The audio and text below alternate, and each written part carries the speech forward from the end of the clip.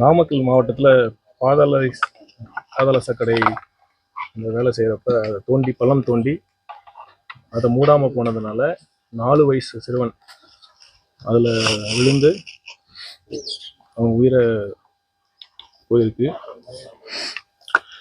இன்னைக்கு அவங்க வீட்டுக்கு நேரில் வந்து அவங்க அஞ்சலி செலுத்தியிருக்கோம். அது அந்த தாயின் கண்ணீரை பார்க்குறப்ப கொஞ்சம் பதறுது. இந்த மாதிரி அவங்க தாய் என்ன சொல்கிறாங்க, தன் குழந்தைக்கு ஏற்பட்ட மாதிரி இன்னொரு இறப்பு வரக்கூடாதுன்னு நினைக்கிறாங்க. இந்த இறப்புக்கு யார் பொறுப்பு ஏற்கிறது? இது வந்து முதல் முறையா? இதுக்கு முன்னாடி எத்தனை முறை இந்த மாதிரி ஒரு அரசு செய்கிற ஒரு பணியில் எத்தனை முறை இந்த மாதிரி இடிஞ்சு விழுவுறதும் அந்த பணி சரியாக இருக்கிறதுனால இந்த மாதிரி விபத்து ஏற்படுறதும் இது எத்தனாவது முறை? இப்போ போன கொஞ்ச நாளைக்கு முன்னாடி சூளைமேட்டில் கூட இந்த மாதிரி ஒரு சாக்கடை தண்ணீர் பைப்லைனுக்காக தோண்டப்பட்ட குழியில் விழுந்து ஒரு பெண் அவங்க உயிர் போயிருக்கு.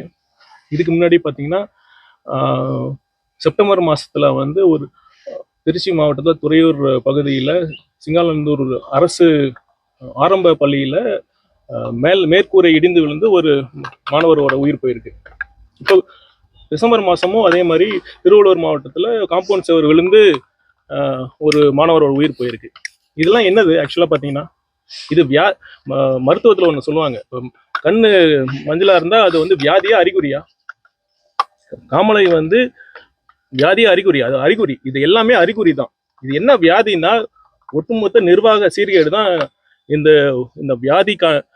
அதனால தான் இந்த மாதிரி பிரச்சனை ஏற்படுது. இப்போ பாருங்க, இது வரைக்கும் இந்த விபத்து நடந்திருக்குல்ல, இது வரைக்கும் எந்த அதிகாரி மீதாச்சும் எந்த ஒரு கான்ட்ராக்டர் மீதாச்சும் ஒரு நடவடிக்கை இந்த அரசு எடுத்திருக்காங்களா? அதை எடுத்தா தானங்க இந்த மாதிரி பிரச்சனை வராம தருக்கும். இது வரைக்கும் அது அரசு பண்ண அது வந்து முன் வரவே இல்லை. அது காரணம் என்னன்னா ஊழல் தான். என்ன இது மட்டும் இல்லை, இந்த ஒர்க்கு மட்டும் இல்லை, எந்த பணினாலும் சரி, என்ன கவர்மெண்ட்னாலும் சரி, யாருக்கு கான்ட்ராக்ட் கொடுக்குறாங்கன்னா, யார் அதிக கமிஷன் கொடுக்குறாங்களோ அவங்களுக்கு மட்டும்தான் வந்து இந்த கான்ட்ராக்டே கொடுக்குறாங்க. சார், ஒரு குடிபோதையில இறந்தவங்களுக்கு இப்படி வந்து அரசோட தவறுகளை மறைக்க இப்படி பணமா கொடுத்துட்டு இருக்காங்க. இது யாருடைய இல்ல? அதுதான் சொல்ல வரேன், இருங்க. அப்படி இருக்கிறப்ப அதெல்லாம் என்ன, இதுக்கு இந்த பிரச்சனைக்கான அடிப்படை காரணத்தை சரி செய்யாம இந்த ஒரு சிறுவன் உயிரிழந்தது உடனே அரசு வந்து 20 லட்சம் ரூபாய் கொடுத்துருக்காங்கன்னா அது என்ன காரணம்? அவங்க தவறுன்னு அவங்க தெரியுது இல்ல? இந்த 20 லட்ச ரூபா கொடுத்துட்டா போதுமா அந்த உயிர் திரும்பி வந்துருமா? அல்லது வந்து இந்த மாதிரி பிரச்சனை திரும்பி வராம இருக்கிறதுக்கு அரசு உத்தரவாதமா இது இருக்குமா? இதுக்கு உண்மையான தீர்வு என்னன்னா, இதுக்கான கவர்மெண்ட் கான்ட்ராக்டர்ல வந்து எந்த கான்ட்ராக்டும் சரியான முறையில் கமிஷனுக்காக மட்டும் இல்லாம நேர்மையான முறையில் நடக்கணும். அது நடந்தா மட்டும்தான் இந்த மாதிரி உயிரிழப்புகள் தடுக்க முடியும். இப்ப நாளைக்கு வந்து ஒரு ஸ்கூல்ல காம்பவுண்ட் வால் இடிஞ்சு விழுவுறதா இருக்கட்டும், கூரை விழுவுறதா இருக்கட்டும், பாலம் இடிஞ்சு விழுவுறதா இருக்கட்டும், இதை சரி பண்ணலன்னா நடந்துகிட்டே தான் இருக்கும். சார், இந்த பணம் வந்து மக்களுடைய வரி பணம். இது எந்த வகையில அரசு இப்படி கொடுக்குறாங்க? இல்ல, இப்ப உயிரிழந்த குடும்பத்துக்கு நிவாரணம் கொடுக்கறது வந்து தவறு இல்லை. பட் இதுவே வந்து இதுதான் போதுமானதா அரசு திங்க் பண்ணவே கூடாது. ஆனா அதுதான் பண்ணிட்டு இருக்காங்க. இப்ப பாருங்க, இது மட்டுமா, இப்ப போதை கஞ்சா போதையில வந்து 4 இளைஞர்கள் வந்து ஒரு வட மாநிலத்துல வந்து ஒருத்தர் இளைஞரை தாக்கியிருக்காங்க. இப்போ வந்து தமிழ்நாட்டோட சுகாதாரத்துறை அமைச்சர் வந்து தமிழ்நாட்டுல வந்து கஞ்சாவே இல்லைன்னு சொல்றாரு. நம்ம தமிழ்நாடு ஹெல்த் மினிஸ்டருக்கு ஆக்சுவலாக ஹெல்த் செக்அப் பண்ணால் பரவாயில்ல. அங்கே வந்து திமுக அரசுக்கு வந்து அவங்க அரசு மருத்துவமனையில் நம்பிக்கை இல்லைனாலும் ஒரு பிரைவேட் ஹாஸ்பிட்டலையாச்சும் போய் செக்அப் பண்ணிக்கிட்டு அவருக்கு சுயநனவு இருக்கா, என்ன நடக்குதுன்னு அவருக்கு தெரியுதா, அதை ஃபர்ஸ்ட் அவர் செக் பண்ண சொல்லுங்க. இப்படி வந்து இந்த ஒட்டுமொத்த நிர்வாக சீர்கேடும் இருக்கிறதுனால இந்த மாதிரி விபத்து நடக்கலனா தான் ஆச்சரியப்படணும்.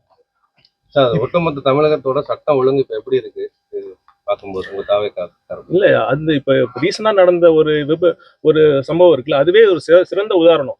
தமிழ்நாட்டின் சட்ட ஒழுங்கு எப்படி இருக்குங்கிறதுக்கு அதுதான் ஒரு சிறந்த உதாரணம்.